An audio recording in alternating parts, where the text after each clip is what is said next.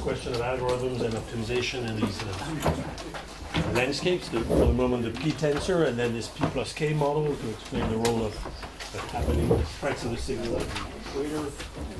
Plenty of results there. And then, so the first part is already online on the paper, which is called Bounding Flows for blah, blah, blah, with Agisari and Okosh Jagannath. The second part is not yet online, it will be soon. And then I will go, I'm not sure I can do that today, but maybe next time. I will begin going back to more examples. Right? So remember, I started with the idea of the problem of minimizing empirical risk as a complicated landscape. And for the moment, I've essentially treated one example or two if you count P plus K as different. And I like this one because we can do a lot on it, and there are all the phenomena that I'm sure are present in everything.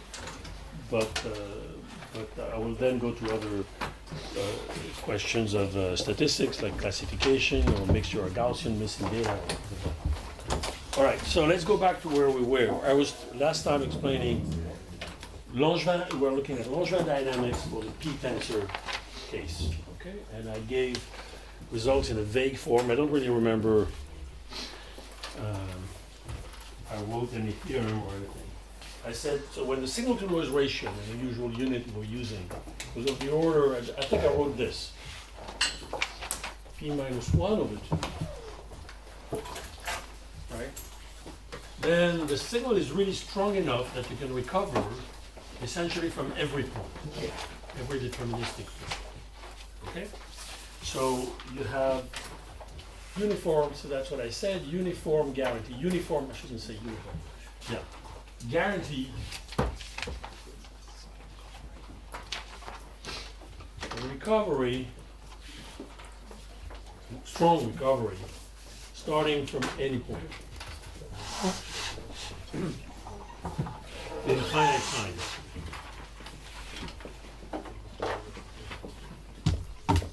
So we have, is that dark enough? No. No? Yes, yes. You said yes. But you're too close. You don't count. So here's the theorem saying this. The limit, n goes to infinity, of the infimum, of all x on the sphere, x at the starting point, I will call qx, whatever. This is the distribution of the dynamics starting from x. Okay? So remember the Langevin dynamics, starting from x, or here for every beta, the xt, so okay, maybe I should introduce some sets. So, yeah, so what maybe I didn't say before that, in the case of the pure tensor, when lambda was 0, for the pure noise, no spike, I explained that we were looking at two quantities, the energy and the gradient square of the energy, the slope of the energy. And that these two quantities did not really close as a system of equations, but that we have a system of inequalities, right? And that's what we call the bounding flow. And that using, and I showed this map, when lambda equals 0, that gave you quantitative results. Then for this system, when you have a signal, then you need, as I mentioned last time, you need to take 4 quantities, right? So the energy, the gradient square, the overlap with the signal, and one more quantity, which is not obvious to think of, which is the gradient, the derivative of the noise in the signal, the spin glass thing, in the direction of the signal. Because this thing can be adversarial. You try to go in the direction of the signal, you have the gradient of the signal, which is weak at the equator, and then also at the equator you have the noise, and the noise can either help you or not. So in this regime, and so when I introduced these 4 things, I didn't write it, but you also had tightness, and every limit law would also satisfy a system of differential inequalities in dimension 4 now. I don't want to write them because it's a little painful, but you have the same principle. Okay, and then you work on this limiting system of differential inequalities, and you find things like this. Okay, so I won't tell you how you do that, but that's what works. So now I will introduce the set AB omega. Let me keep this here. Omega 1 of u will be the set of points on the sphere where the energy, the Hamiltonian, with the noise, of course, here, is smaller than negative un. So it's the low region, it's below level u. It's a level line, sub-level set for the Hamiltonian, and omega 2 of u, or v, let's say, will be the set of x's on the sphere such that the gradient of h square, the norm, is larger than vn. I don't know if I introduce these guys. So this is a place where the energy is, the gradient is large. This is a place where the energy is low. And that, what I told you, that we reach that, at least for lambda equals 0, we reach these things. Okay, so here we have the theorem of the same nature, which is, now, infimum of this belonging to omega of a certain u, which you can compute, critical minus something, and let's say intersected with omega 2 of p, this u critical minus epsilon divided by beta. This is for OT in T0T equals 1. So it takes the time to read this. So there exists a T0 time, positive, such that for OT larger than T0, you have this. So what does that mean? That means the important thing is this inf here. Right? This means that for every point, if you start from one fixed point, you don't have to start from a randomized, smart initialization. You take any point on the sphere, then the probability that your dynamics started from this point are low enough, right, and with a high enough gradient for any point in the time interval here, not only just one point, all after the T0 it goes below a level and stays there, this probability goes to 1.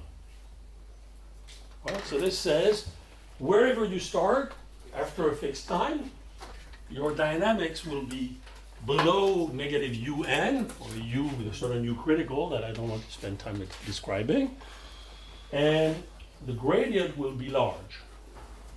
Okay, so the same picture that I described for the thing with no signal would be true here, but that, of course, is not really what we want. We also have, so that's interesting, but that does not say anything about the correlation with the signal. So let's put the correlation with the signal. I'm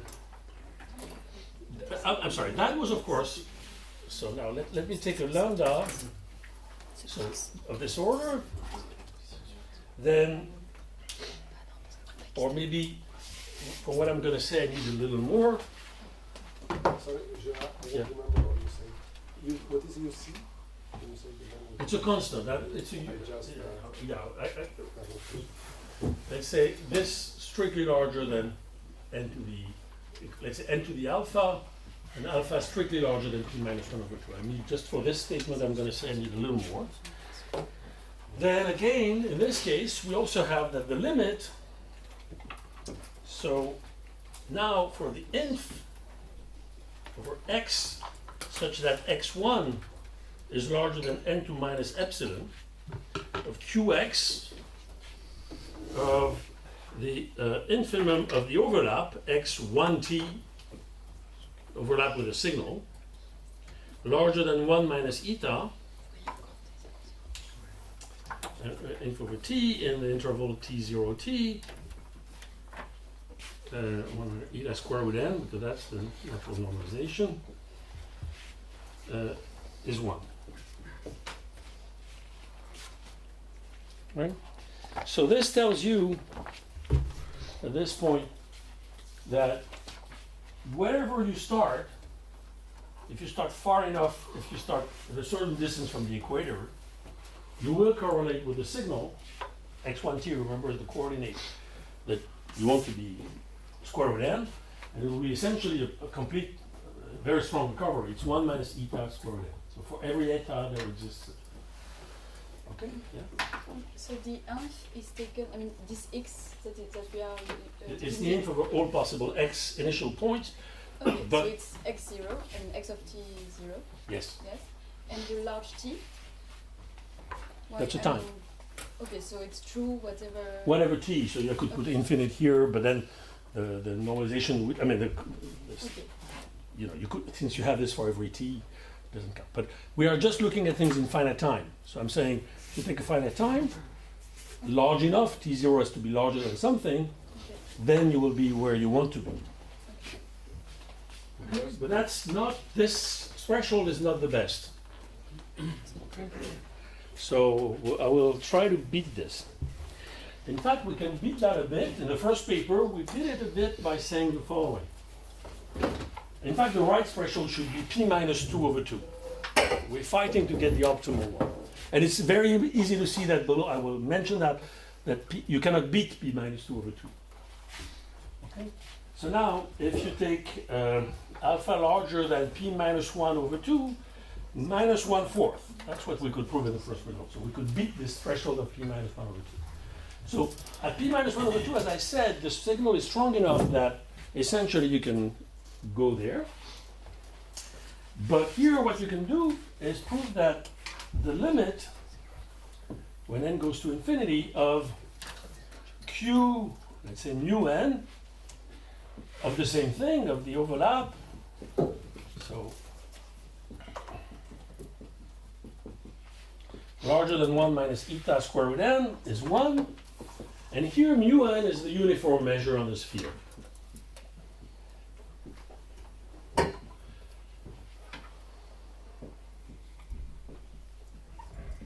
So what does that mean? That means here, this statement here means if you start from a point chosen at random. Okay? So I don't have the guarantee that if you start from any point it will work. In fact, it's not true. When alpha is below p minus 1 over 2, there are bad points. You can prove that there are bad points, okay, which will not correlate. But if you take a point at random, it will not be bad, and then you can correlate. Okay? I'm sorry, but can you repeat what's the... I mean, so we have the first. Why the first is not what we want? Why the second? What's Because the this second? tells you only that the energy is going down.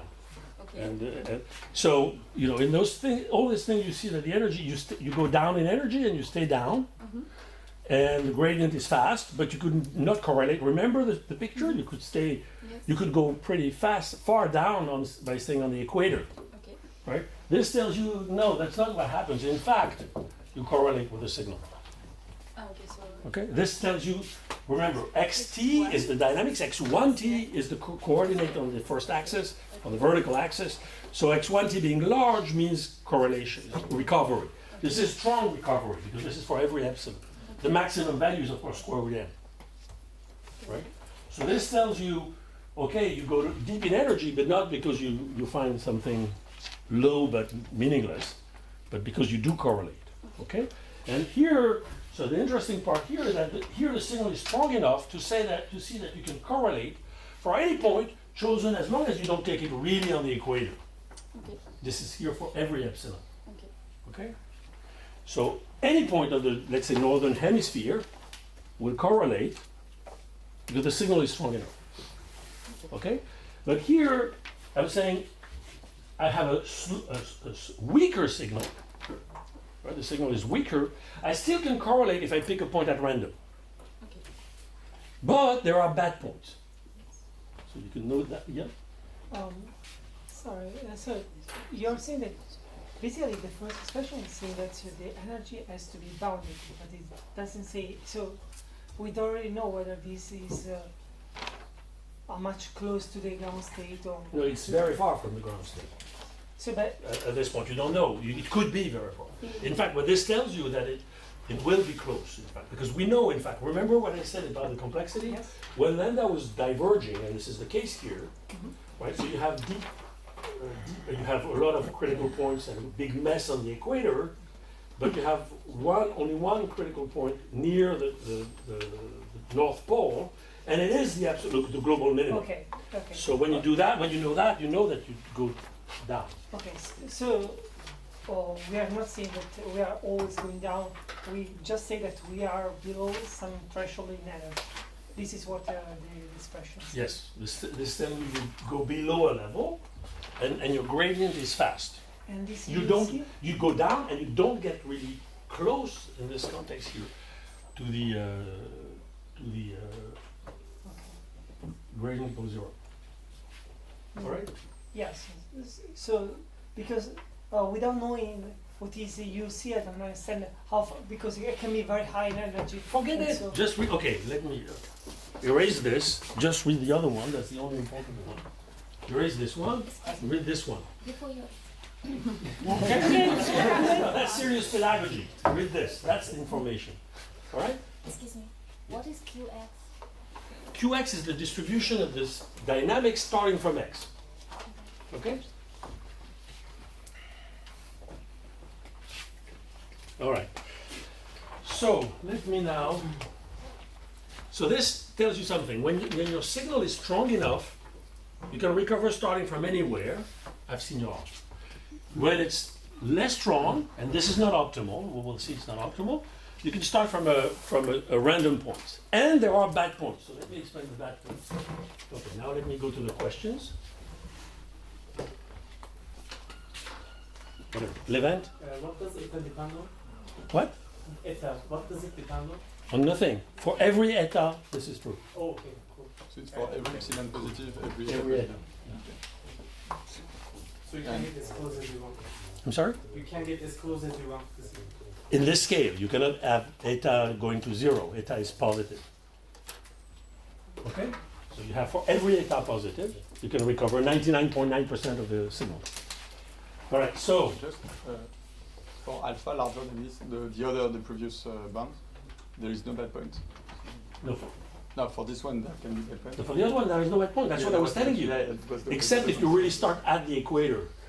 What this was telling you is that if you start from any point, it is at a distance n to the minus epsilon from the then it's a good point. All right. So if you weaken, so let me tell you about what happens for this some bad points maybe.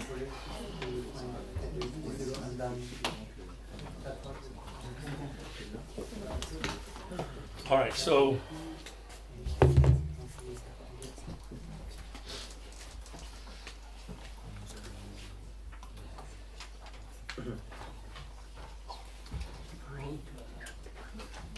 Yeah, so here is something about bad points. Let's take any alpha smaller than p minus 1 over 2. Okay? So the signal is not as strong as I had before. And now take any delta n, which is, let's take delta n equals n to the minus 1/2 plus anything, epsilon positive. Then, and so let me look at the space.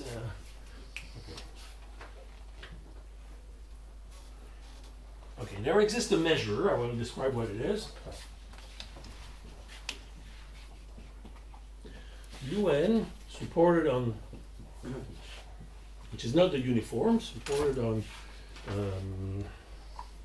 x1 smaller than this delta n square root n. I don't know whether I put it like this. Okay, you can all multiply this by that. Okay, such that if you start from, you look at your Langevin dynamics, you start from this measure, then the soup of x1t, the probability that this, when t is in the interval 0 to exponential c square root n, larger than n to the epsilon, is smaller than exponential minus c. So let's try to swallow this. This is a strong statement. It says there is a way to start your dynamics, this measure. I will describe what it is later, but for the moment, just remember that there is a way to start the dynamics, which is bad. And of course, this dynamics has to be supported near the equator, otherwise. And such that, look at what they say, when you start your Langevin dynamics for this measure, the supremum of your correlation with the signal, right, this correlated x1t, the maximum you can get in a very long time interval, in a time of duration exponential c square root n, very diverging, very long time. The probability that this grows even a tiny bit in n, right? You want this to reach square root n. But that even that this raises above n to the power 0.01, this probability is exponentially small. So let me say that again. It means when you start from this measure, even if you wait for an enormously long time, this time, your dynamic will stay close to the equator, will not be able to escape, right? Will not correlate. It's a pathetic algorithm, right? So initialization is very important. As soon as you are below the strength of the signal, when you're above, this does not happen. Okay? When the signal is strong enough, these bad points do not exist, right? So you'll understand what this mathematical statement says. For the structure of this measure, can I basically take any measure? No, not at all. Not at all, of course not. I just said, of course not. I will tell you what it is. So, but at least the existence of this will tell you that there exist bad points. So you'd better be careful. All right, so for instance, of course not, because I just told you that if you take the uniform measure, it's not like that. Right? I just told you that, right? For a regime where alpha was between p minus 1 over 2 and p minus 1 over 2 minus 1/4. So there's a regime where the uniform measure is made of good points, samples good points, whereas this measure samples bad points. Okay? Of course, I gave them the same name, so maybe that's bad. A bad measure, UN. Okay? So you will understand that. It means if you start from this measure, you will never see anything, any fraction, a reasonable fraction of this, any tiny fraction even of the signal, for a very, very long time. Okay? So when you are below this at p minus 1 over 2, things are subtle. Right? You have bad points and you have good points. You have good initialization and bad initialization. All right? So what is this measure? Just take, it's extremely simple. Just take the Gibbs measure for this Hamiltonian and restrict it to this band. Right? At low enough energy. Naturally. Because then this, if you do that, this Gibbs measure will be, in fact, you will start typically from points which are very hard to escape. Right? And the signal will not be enough to get you out. Okay? But that's not important, in fact, what the structure is. This just tells you that there exists bad points. All right, so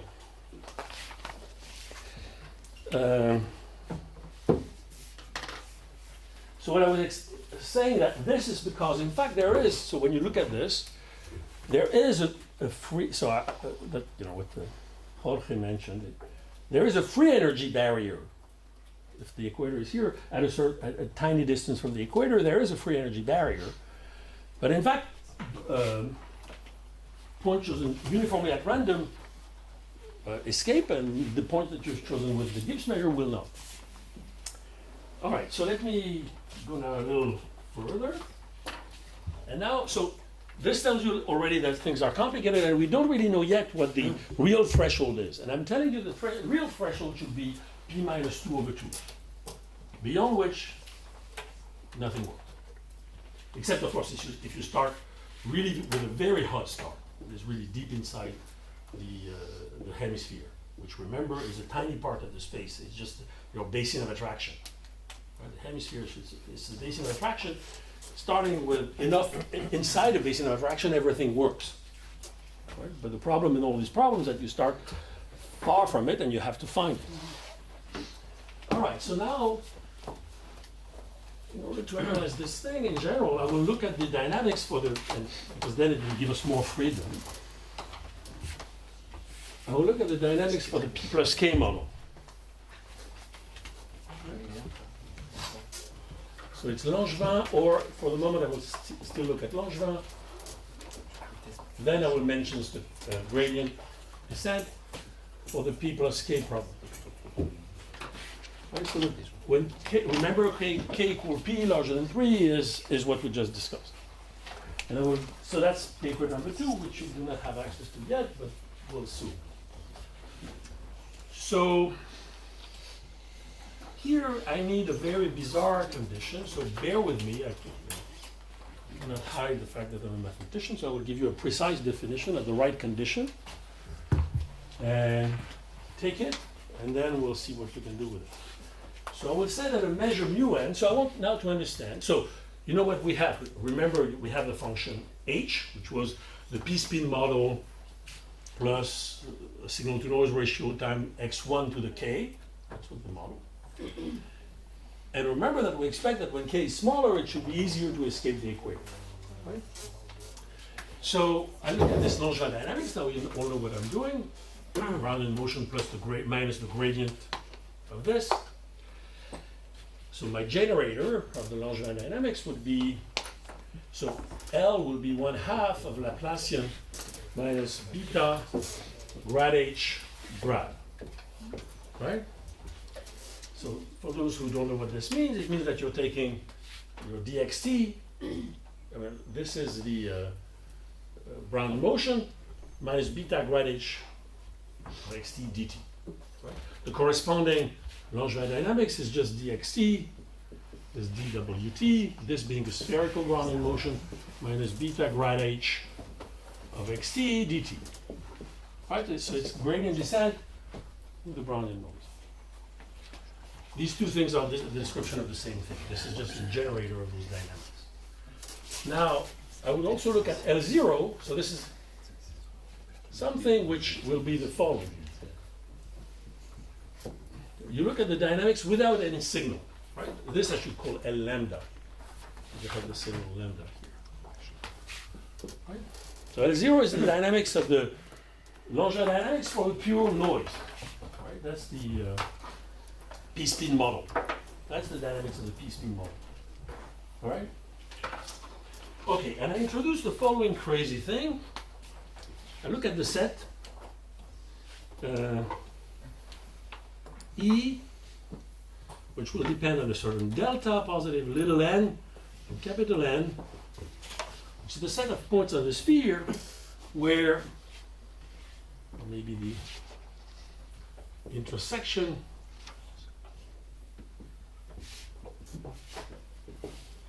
such that L0 to the L applied to the function m is smaller than n to the minus 1/2 plus delta. Okay, and function m, remember, was simply the function mn of x was just the coordinate in the direction of the signal, normalized by square root n. So what does that mean? This is a differential operator. You iterate it. So power 0 here means that you're just taking mn smaller than this. Then n equal 1 is you're taking this operator, you apply to mn, so it should be smaller, etc. up to this. A crazy set, right? But now you say that, so you remember, okay, maybe I should remind you that this h lambda was just here, I'm on the, it was just n times lambda times, let's say, mn of x to the k, which was just this guy, plus h0 of x, and that was the spin class. Okay. So now I will define, so the Distraint set, and I will say that a measure mu n, satisfies the condition 1n, 1 at level n,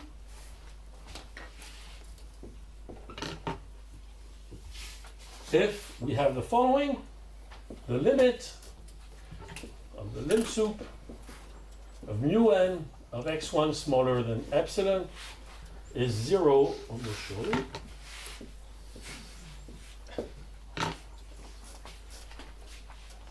Oh, I'm sorry, this is not what I mean. That would be condition 2.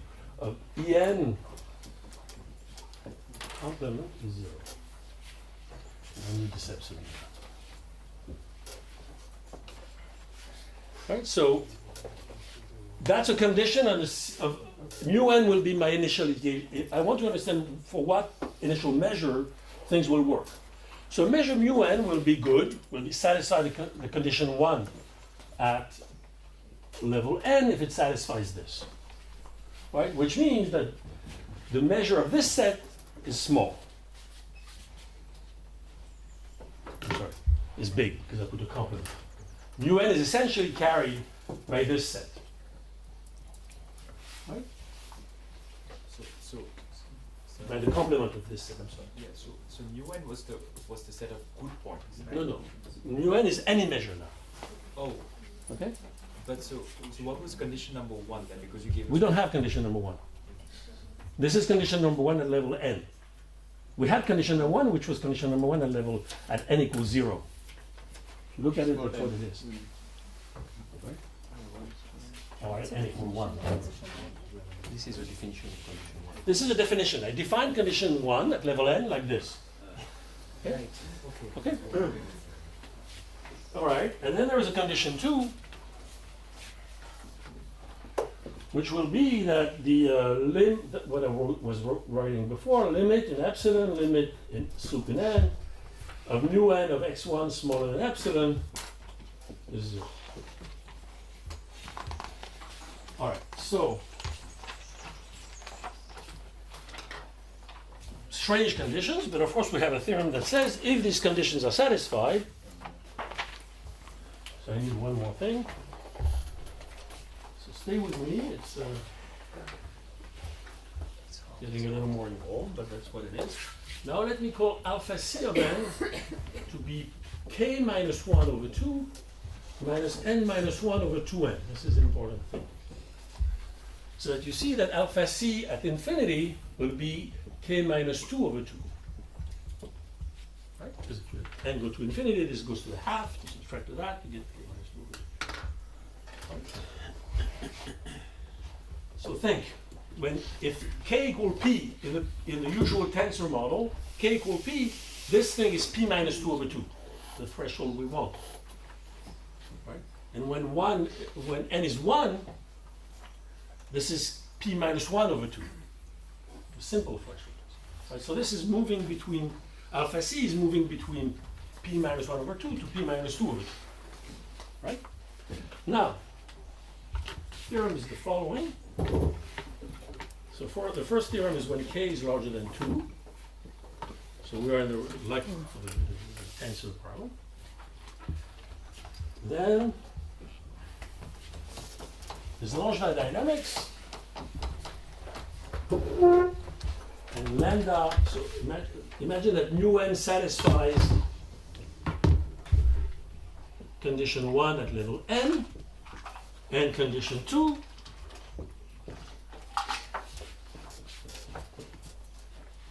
And if lambda is the signal to noise ratio is n to the alpha, when alpha is larger than this alpha c of n, then recovery happens. When you start from this mu n of the minimum again of x1t, or I wrote it mn, let's call this mn of xt on an interval t0t larger than 1 minus eta is 1. I'm sure. So what does this tell you? This tells you that now, if I have a signal lower than p minus, what was playing the role of p minus 1 over 2, right? Take k equal p equal 3, or larger than that. Then this tells you when you take an alpha which is larger than this alpha c of n, if your initial measure is good, then you would have weak recovery. This really tells you what is the how far you can go in terms of signal to get strong recovery. Escape the equator and recover. Right? So we see that with this we beat what we had before, except that there is one thing that we don't know,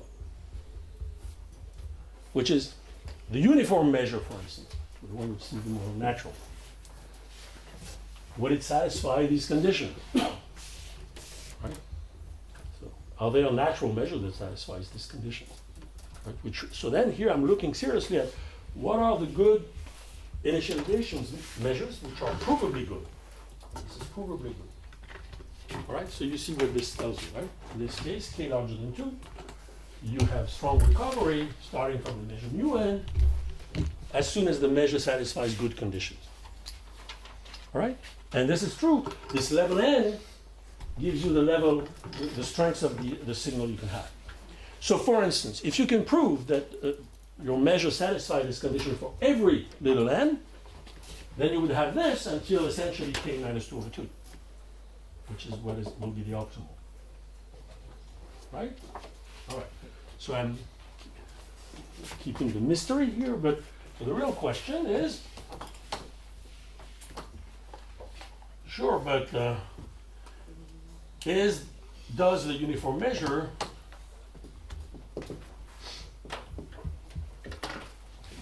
but of course you don't have to start from the uniform measure, but it's a simple thing to do. Does the uniform measure satisfy condition 1 at level n and condition 2? Right? That's, if it does, then you can apply the theorem to uniform measure. You have a question? Yeah, what does the almost sure refer to? Here I have many almost sure. First, this measure here is, Yes. it could be a random measure. But the other almost sure. Yes, so this is a random measure. So first, almost surely this thing. And also here you have the randomness. This is quench dynamics. You have the randomness of the noise. So it's almost sure in this randomness. Okay. Yeah, sorry. The delta in the condition. What? What is the delta in the set? You have the delta. It's for every, this is supposed to be true for every delta. For every delta. Okay, so is the uniform measure a good measure at level n? So the answer is, so yes for condition 2,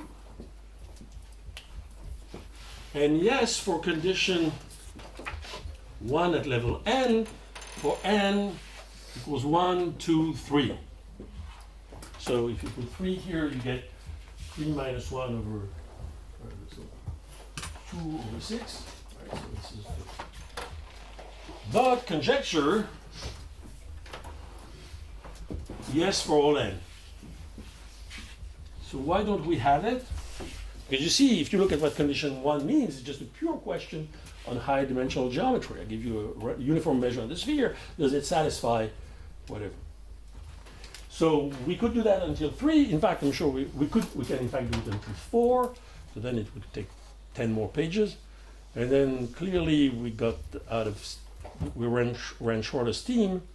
So if anybody finds a way to do it for all n, which doesn't take hundreds of pages, please do, because then it will establish this theorem for until the optimal threshold. All right? But Sorry, can you say again what is the meaning of condition 1? Because I don't understand what is the meaning of that set. yes. What are they? For the moment, it's technical. Okay. Right? So it just says that the measure is carried, right, Yes. by is not. I mean, this measure is 0, so it's essentially carried by the set. The set, what is the meaning And the of set, okay, so put n equals 0 for the moment in this set. Right? Mhm. Or that is, it's just a set where the x1 coordinate is small enough, right? So then the other things is you have all these derivatives that should be small, right? Because L0 to the L is a differential operator in which you have Laplacian. Laplacian applied to the function x1 is not a big deal, but in which you have the gradient of h0. And this tells you that the derivative of the noise should not interact too badly, should not be too terrible in the direction x1. Okay. That's okay. In where mu n is supported, and in fact these were, in fact I didn't tell, but that was the bad point. Okay. So anyway, so that's what we have, and then let me give you another result of the same type. Oh, before that, maybe I should tell you that there are measures that satisfy the condition 1.n for every n. So for instance, you take the following.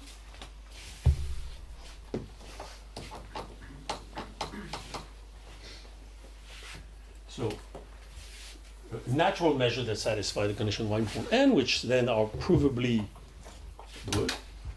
You take the Gibbs measure, right, for the system, even at very high temperature, for the spin glass, in fact, simply. Right? And this would work. Okay? So naturally, the Gibbs measure for the spin glass at very high temperature is very close to the uniform measure. So it's very natural to imagine that was my conjecture. Except mathematically, you cannot. This, of course, is the kind of hesitation that you would never see in a physics paper. But you take the spin glass measure, Gibbs measure, at very high temperature. This is a good initialization. At low temperature, no. At very high temperature, it satisfies everything, and you can go to the threshold with -2/2. And so, of course, you could say, yeah, the Gibbs temperature, the Gibbs measure at very high temperature is exactly like the uniform. But you see that there's something in can. Good, but morally, it's true. Now, let me give you what this kind of thing can give in a different way, because that was the interest of this P plus K model. Now, take K to be smaller than K. Now, I'm looking at the other direction. Kc of nk critical will be 2 minus 1 over n. Okay? So now I'm taking a small k, right? So remember what small k means. It means that the signal is strong at the equator. Just to clarify, what's the statement on delta in the set? What? In the set, is it just for all delta greater than 0? Yes. So this is now, this will be a theorem about situations where the signal is strong at the equator, stronger. Right? And so now we can hope to, so there exists, so, and again, you assume that the initial measure mu(n) satisfies our condition 1n and condition 2. Good initialization. So first, so then you prove the following, that for every eta, there is an epsilon and a t0, and for every lambda, so maybe I should say that first, there exists the lambda 0 such that when lambda is larger than lambda 0, then the following happens. So remember what that means. Lambda is a signal to noise ratio. So here I'm saying when k is smaller than 2, then I'm taking a finite, that's the most important thing. I'm taking a finite signal to noise ratio. No longer diverging now. You remember what? Because when k equals 2, this is 0. And that was the power. Lambda had to be like n to the power alpha, right? So if I take k smaller than 2, it's natural to expect that you can recover in finite time, right? And remember, the IT threshold was finite, okay? So we are in the right units. The IT threshold was something, and now I'm saying there exists a signal to noise ratio, so there could be a gap here, such that the algorithm will work.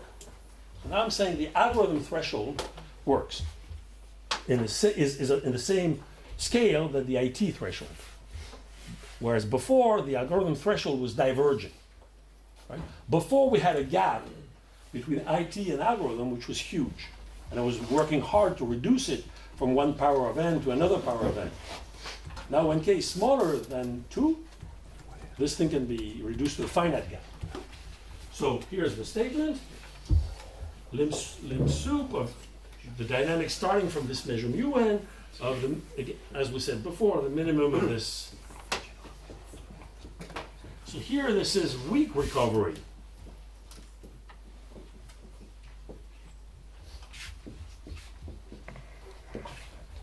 So I'm saying here there's a threshold, there is a lambda 0 such that if your signal to noise ratio is larger than this lambda 0, you get recovery with weak recovery with high probability. Okay. So let me say that again. If you have a good initial measure, and again, remember this is true for the uniform measure if you take n equal 1, n equal 3. This is proved for n equal 3.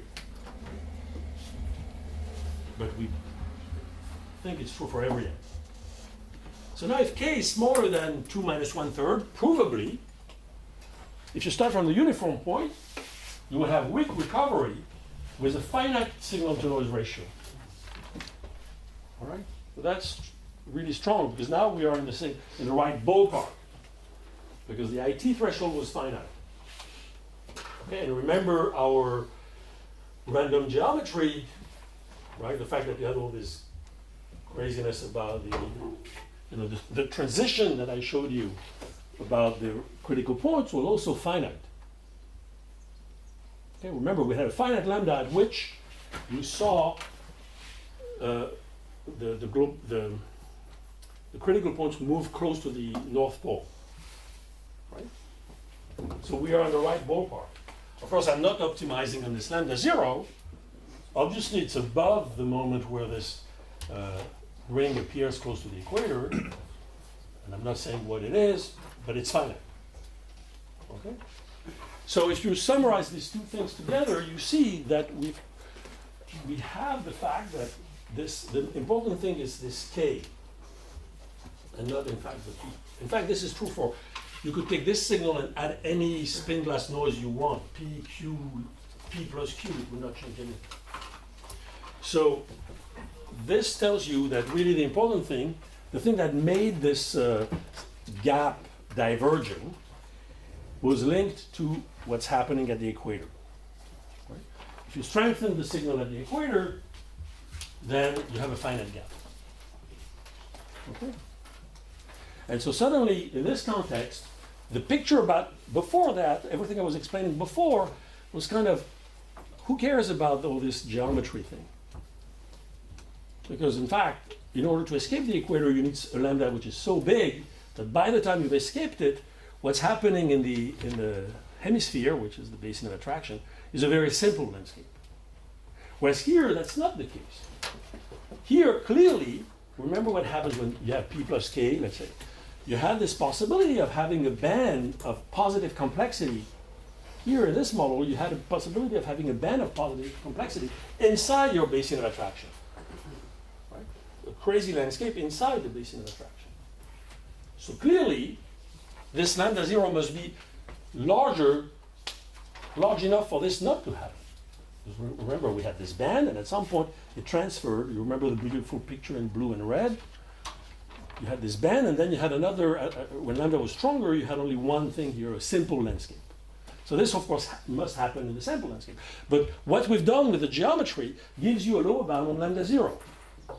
You cannot beat this lower geometric bound for the algorithmic threshold. Right? So this random geometry, this cat's rice thing, in this kind of model gives you a bound on the algorithmic performance. Right? Question? You said before that k equal 2 was already enough to recover. I was lying. Oh, I don't know, in fact, at k equal 2 exactly. Maybe I need to put a log. It's critical, as you see. So, okay. So this tells you that when k equal 2, this is 0. Right? So the lambda, which is n to the power alpha, becomes 1. Right? It becomes a constant. But here I need more precision than what we have. Okay, so if you're interested in trying to get a critical thing, please do. Yes. How large is lambda to be lambda 0 for strong recovery? Infinity. Yeah. But infinity. I mean, going to infinity. If you let your lambda increase, you can have this epsilon increase as a function of lambda. Increase to 1. Yes. So when you lambda take log n. Of course. No, but I'm not interested in log n. I want finite. Okay? Good. So this was for Langevin dynamics. Now maybe Langevin dynamics is not what you use in any reasonable at Google or Facebook. So we want to have the same thing for interesting dynamics like stochastic gradient descent. But first we could look at gradient descent.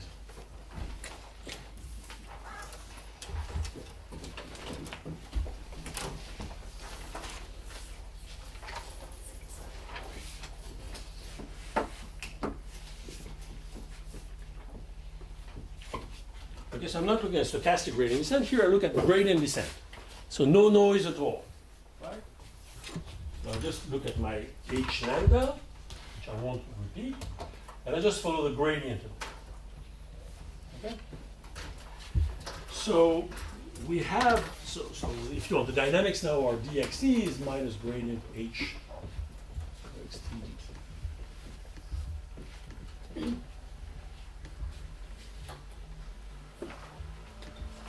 So I won't write everything. You have the same condition, except here in this condition 1 at level n, I had, in the definition of this set, I had L0. So you replace L0 by minus grad h by L0 tilde, if you want, which is the one without the Laplacian.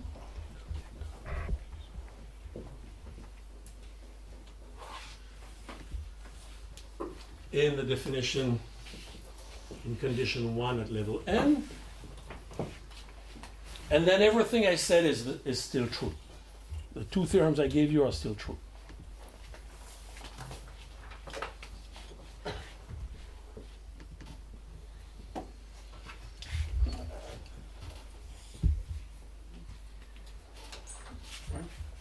So you don't need the noise, you don't need the Langevin thing.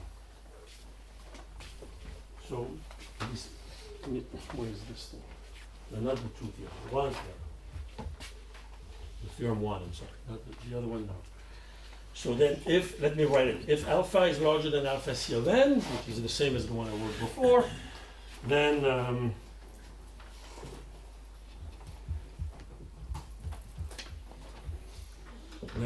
strong recovery is high probability, which is the statement I gave you, starting from UN.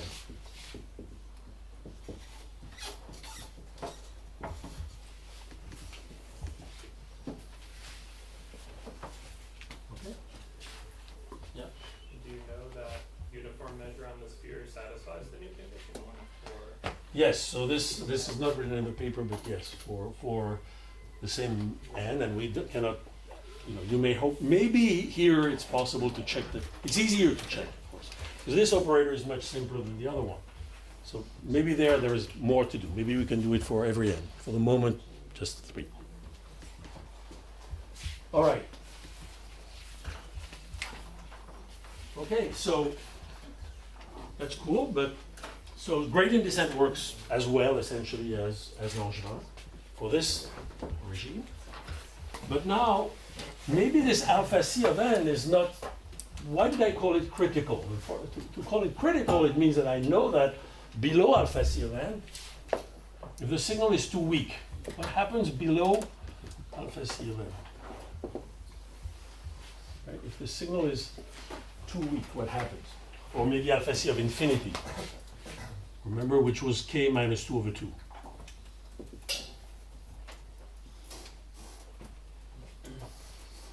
Right, so then, wait a minute. I need to proceed.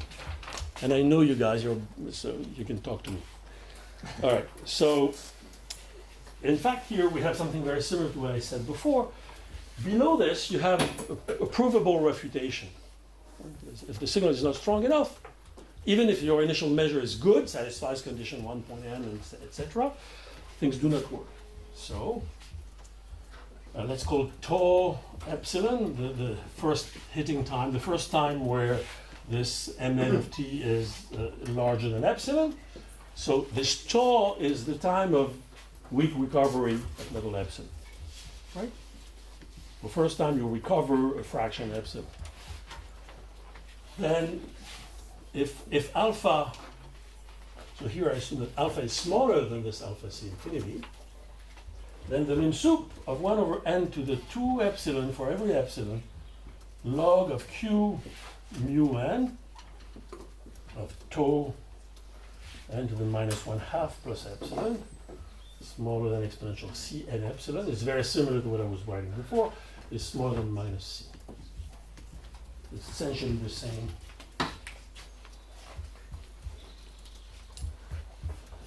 So this tells you that the probability, well, we should not put the same epsilon here.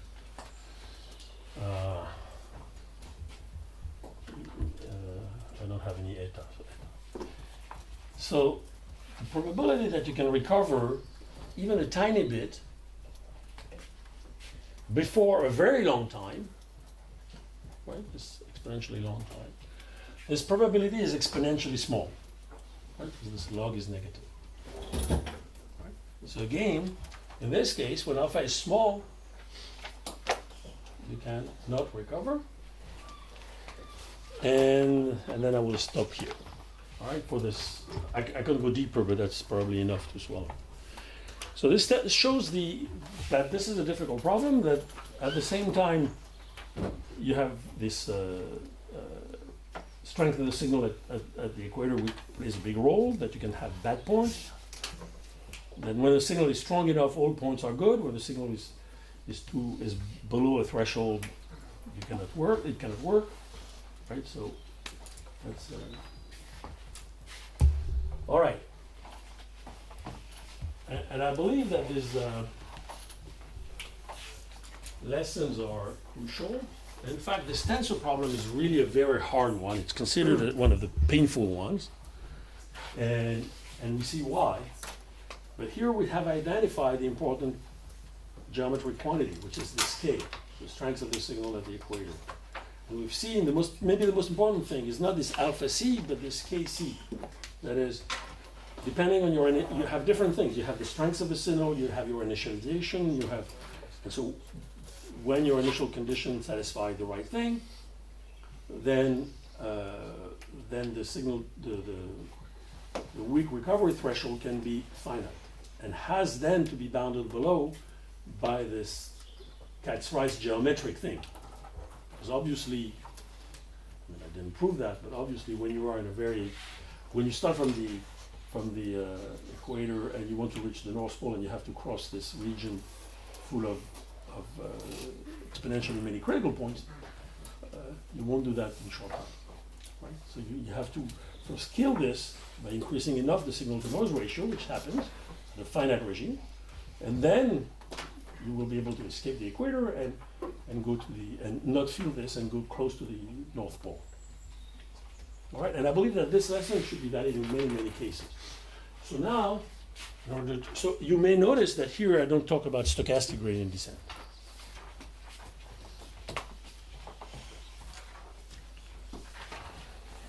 All right, so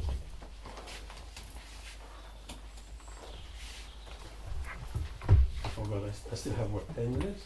No, here, 25. 25. Then, so if I'm saying now that it might be that this has a larger domain of application, let me go back to the general problem and see how this could be useful. All right. But of course, the other problems are, in fact, you don't have this difficulty at the equator, but you have the difficulty that the problem may be simpler, but we are too dumb for it. We don't have the tools. The tools here. So for the dynamics, the tools are, I didn't even explain what that is. It's called regularity theory for PDEs, but let's forget that for SDs, but let's forget that. The important thing is, for the geometric thing, the crucial tool was that remember the Hessian was the GOE. Shifted, whatever, but it was a GOE. So on the GOE, on the Gaussian orthogonal ensemble, this is a random matrix where you can do whatever you want. Right? But for a more general model, first, it will be hard to apply Katz-Rice as is. Second, once you apply Katz-Rice, the random matrix model you get is more complicated. Right? But it doesn't mean that the whole picture is not true in the same way. It's just that you have to work harder. So let me give you examples of models like this. So by the way, if you want a very good paper to have an idea of what good models and landscapes and all that are, there's a paper called Landscapes for, which I will essentially draw from here, landscapes for empirical risk minimization, or empirical risk. It's archive 1607. I mean, it's probably published, I'm sure it is, but okay, it's easy to find, and it's a paper by May, Bai, and Montanari in 2016. I cannot recommend too much to go and read this one. So what, so this in particular gives a natural class of examples for empirical risk. I introduced with empirical risk and with the landscape and all that. And of course, among the examples, you have the tensor problem that I've just described. But what Montanari and his collaborator tries to do in this paper is in fact to find conditions under which the landscape is simple, no craziness, in the basin of attraction. Right? Doesn't touch the question of the equator, the equivalent of the equator, or things like this. All right, so remember what we have here. I take the same notation than in my first lectures. I don't want to go back to this. Okay, so we have an empirical risk. Empirical means a hat. M is the size of my sample. Theta is the parameter. For us, until now, it was X on the sphere, but it's a parameter. And you optimize. So the empirical risk is, of course, this.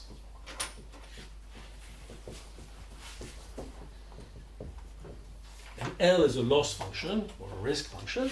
Xi is an IID distribution. And of course, you want to minimize this. Okay?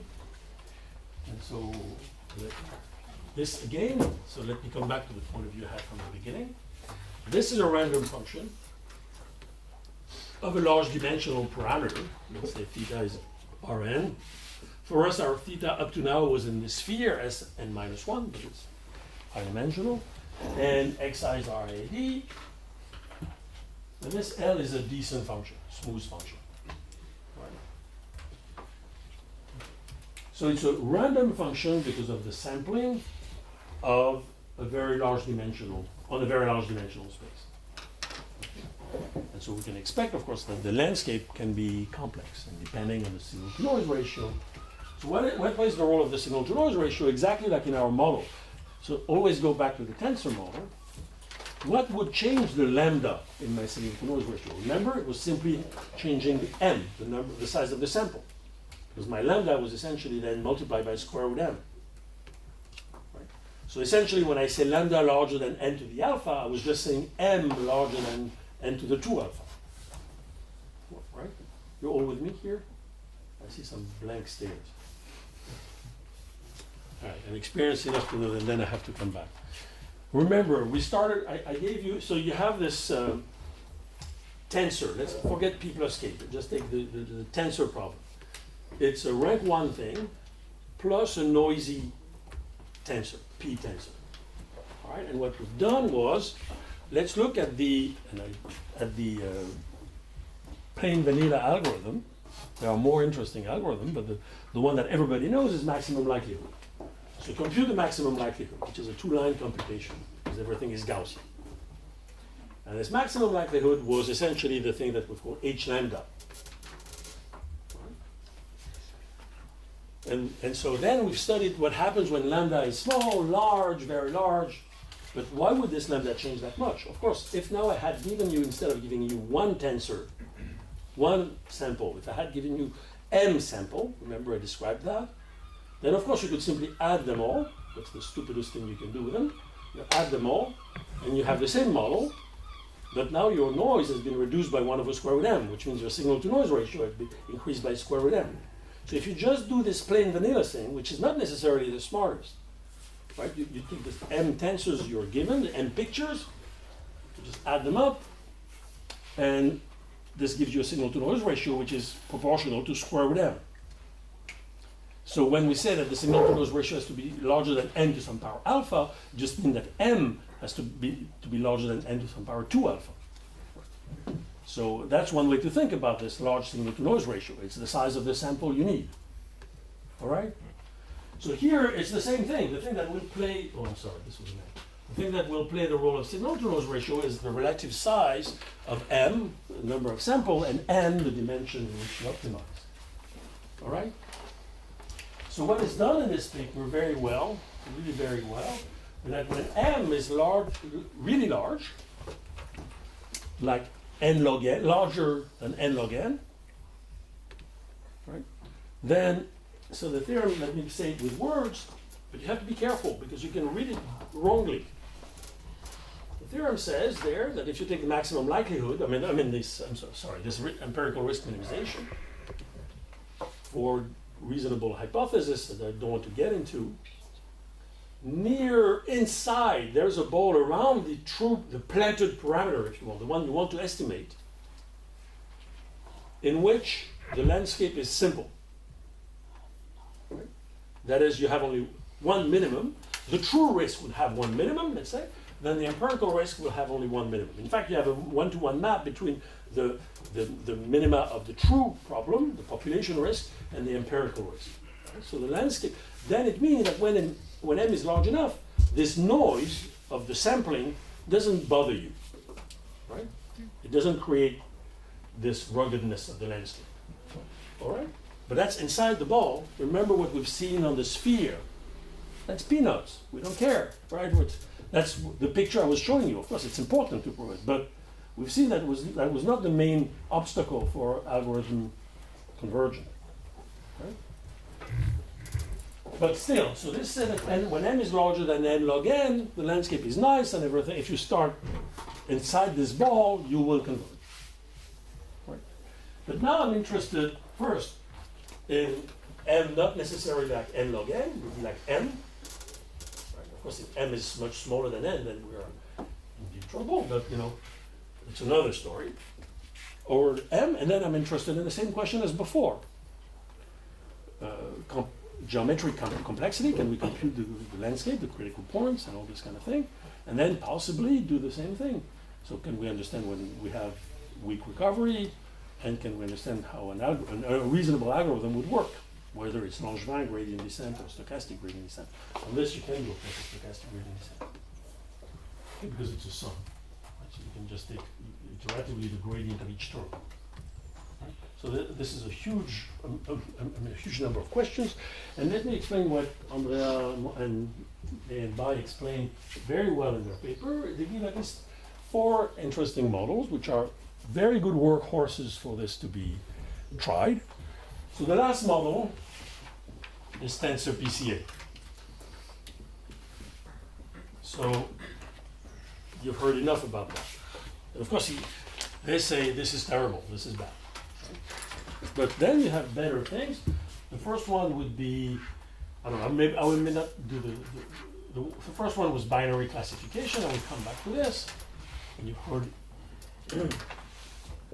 And the second one was robust regression.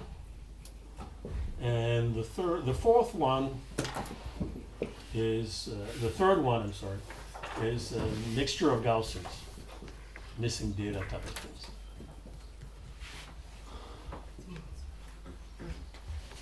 Okay, so let me explain quickly these models and see what I'm going to say. Not much yet.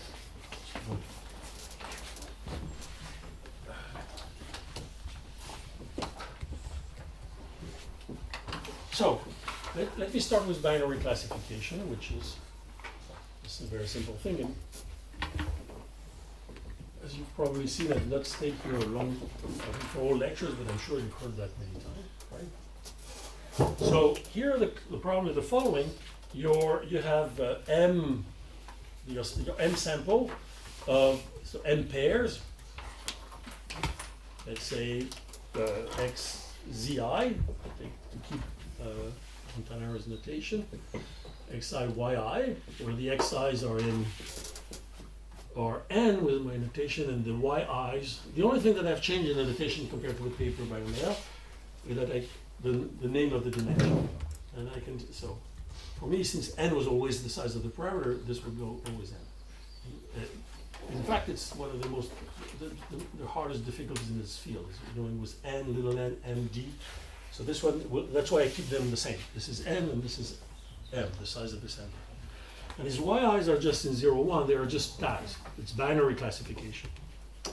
So you're given, it's supervised if you want, you're given vectors and a tag of them, right, from an IAD sample. The usual thing, pictures and saying yes or no, there's a cat in the picture or not. So, and you want to learn the probability that the picture that yi is 1, given that xi is x, so given the picture, knowing that there is a cat in it, the probability that there is a cat or not in it is sigma of theta 0 times x. Theta 0 is a planted parameter if you want, and theta is a threshold function. So take whichever you want. Logistic, for instance. I'm doing this. Right, it's a strictly increasing function, smooth function. We'll move t3, and which goes, let's say, from 0 to 1. So you want to learn this, and for that, of course, what you can do is just take, the simplest thing is to take a quadratic cost. So you take simply your L theta of z will be y minus sigma of theta x square. So simple quadratic laws. So then your empirical risk or loss will be 1 over m is yi minus sigma of theta xi square. Okay?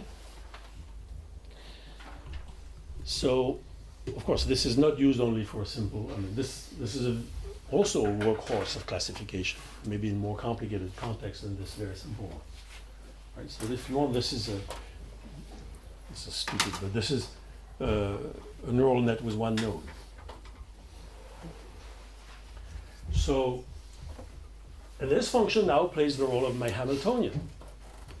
You should think of this as h lambda, right? Takes time, but it is. It is a random function because these guys are random, of a very high dimensional parameter.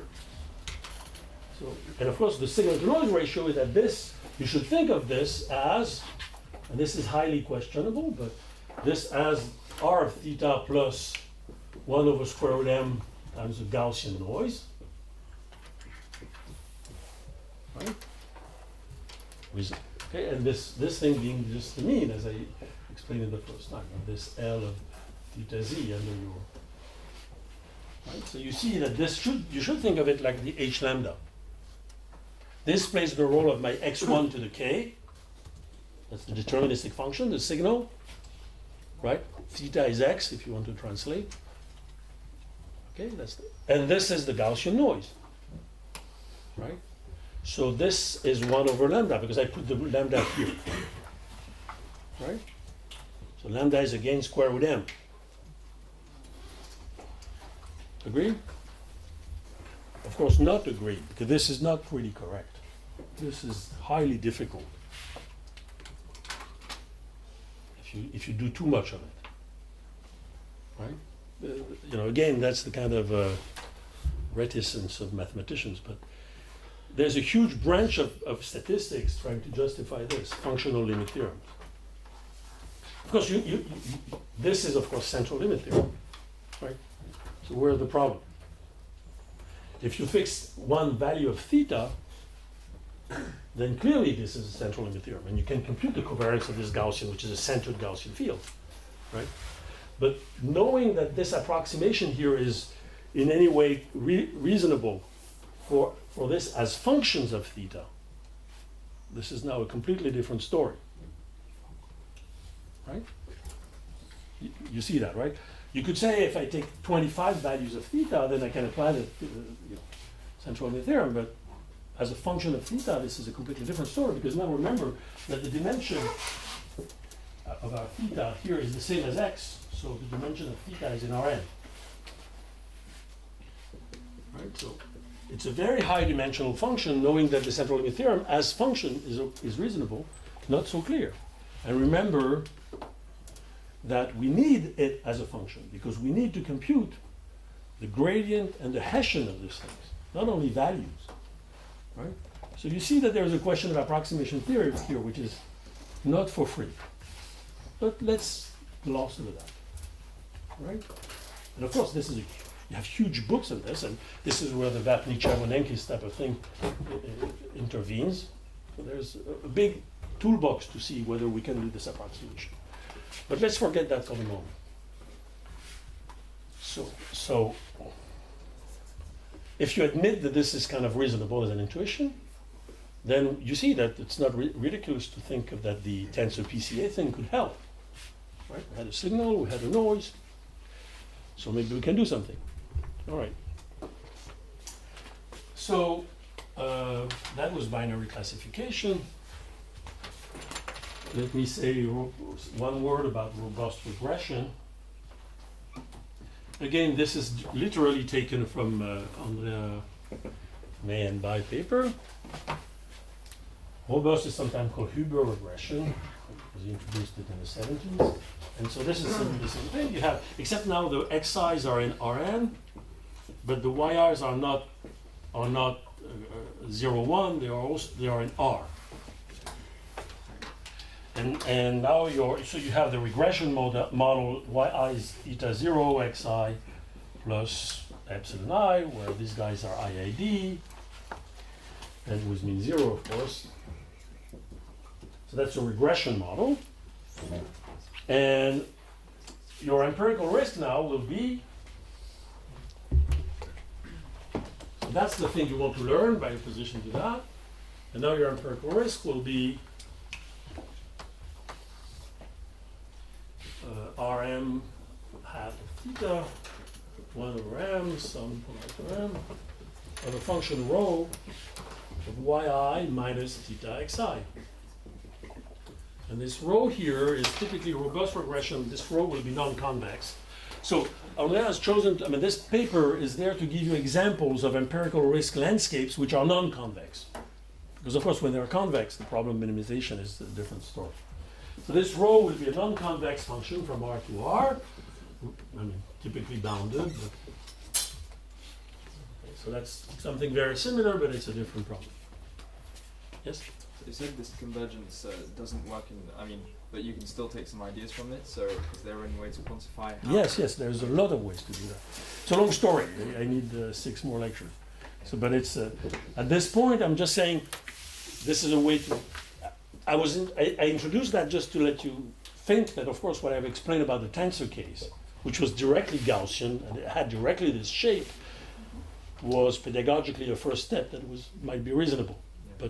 But still, you have to understand what these two things do, right? So when, n is large, theta is in a, normally, how do you apply central limit theorem, right? You have your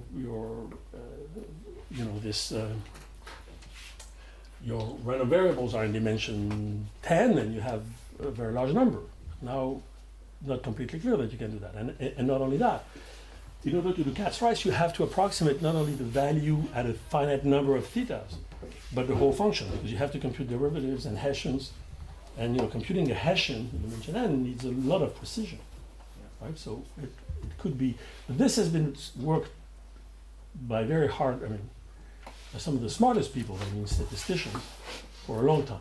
So there's a lot of, if you want a good books, for instance, you have the book by Massard and his collaborators, or that would help you. So now, and the last one, so that was robust regression, and the last one was mixture of Gaussians. So imagine now that you would have, your ZI will be in Rn, and there will be IID, but their distribution is a mixture of Gaussians. So what is the distribution? It means it's a combination, P alpha, of Gaussian distribution and theta alpha. So the example that is chosen here is simplified to the extreme by assuming that all the components of your mixture have the same variance, identity. So you don't have to estimate the variance, the covariance matrix. And they also assume that the proportions are known. Right? So that's very, very strong. But what you don't know are the means, the center of your clusters.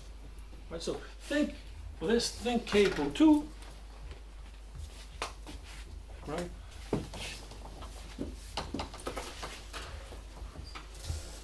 So think k equal 2, p alphas are 1/2, so your distribution is just 1/2 of a Gaussian with center theta 1, an identity, plus 1/2 of Gaussian with mean theta 2, an identity. And you don't know theta 1 and theta 2, you want to learn them, you want to estimate. Remember, learning just means estimate. All right? So of course here, and you do maximum likelihood again, the plain vanilla algorithm. If you do maximum likelihood in this case, it's simple. Your empirical risk. So what is the parameter here of theta is the couple theta 1, theta 2. So it's in R2n. Right? The distributions are on Rn, so each theta is a vector on Rn. So let me take k equal 2. Right? So my parameter is in R2n. Right? Parameter k, it would be Rkn. Right? And the empirical risk is just, so minus, because it's the maximum likelihood, so I want to minus to minimize it as before. And then I would have a sum of log of 1/2 of phi of z, I want to m, of zi minus theta 1 plus 1/2 of phi of zi minus theta 2. And phi is just the Gaussian density.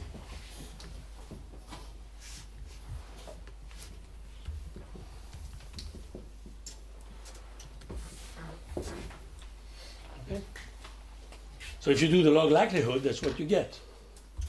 Right? You write the likelihood, take the log. The likelihood is just this, of course. Take the log, and you have this thing. And then now that's your loss function. Right? Agreed? Okay, so look at this function. Of course, this is non-convex, this is...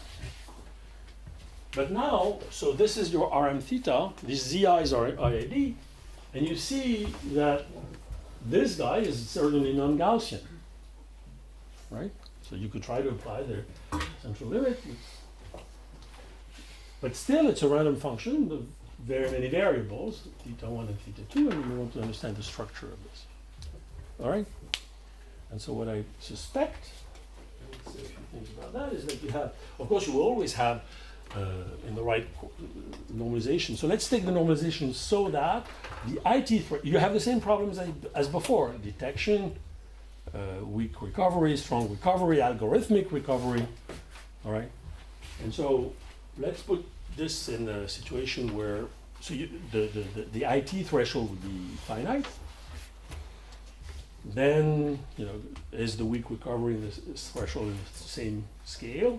Is the algorithmic threshold in the same scale, depending on the algorithm you choose, of course. All right, that's what you want to compute. And on top of that, can we say something about the random geometry of this landscape? All right, so here I give you 3 new landscapes. And then, of course, the first one is the tensor one. I won't go back to it. And none of these, of course, will. So let's look first at the problem of random geometry. Can we do anything about the geometry of these things? So again, I repeat that in this paper, there's a very nice work done, and in subsequent papers, where in a regime where the goal is to prove that the landscape is simple. Here, so for instance, for this one, you would have the true minimum that says theta star 1 and theta star 2. And if you start from a point theta 1, theta 2, which is not too far from these two guys, then you want to prove that the landscape will be nice. You would have only one minimum. Right? So this work, of course, is of the type proving that something is not too complicated. You have to control, to kill the difficulty. Right? But now let's say you're interested in regimes like this when m is a fraction of n. Right? So the landscape is much more noisy. So that corresponds to having a finite signal-to-noise ratio, not something divergent. Right? So can you do the catch-price formula, for instance? Yes.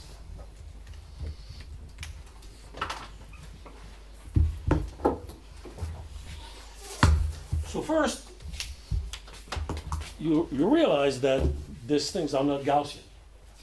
So when I told you the Catch-Price formula works well under a reasonable condition that I skipped for Gaussian functions, here you can do that. So you go back to the literature of the two books. So you open the book by Adler and Taylor, and you find that there is a non-Gaussian version of the Catch-Price formula.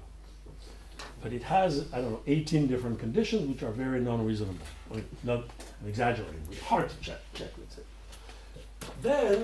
But it has one very nice thing for random functions which are non-Gaussian, but functions of Gaussians, which seems reasonable. So this one is decently applicable. And of course here you see that we have things like that. But still the question remains, can you really apply the Catch-Price formula for non-Gaussian things? So then you go to the Azais-Schweber book, and happily you have only two very good books, the rest is needed to be read. And in this one you see that the proof of the Catch-Price formula is in fact entirely deterministic at the core. It's the Federer formula. So it looks like it should work for any kind of random thing. But in fact, there is something very delicate in it, and for the moment, it's not there. So for that, you will have to wait, because of course, I've asked Jean-Marc Azais to do it, right? So it will come. So we're doing that together, but really, there's something delicate there, which should wait for some time. If you do, I mean, in the physics literature, this is not an obstacle. This is not a free energy barrier. Physicists go through that very easily. So. But for me, I cannot do that. Okay. So, but again, there is the possibility. There are two possibilities to apply Catch-Price. One is to say, so three. One is to say I look at things which are functions of Gaussian, and then things are easy.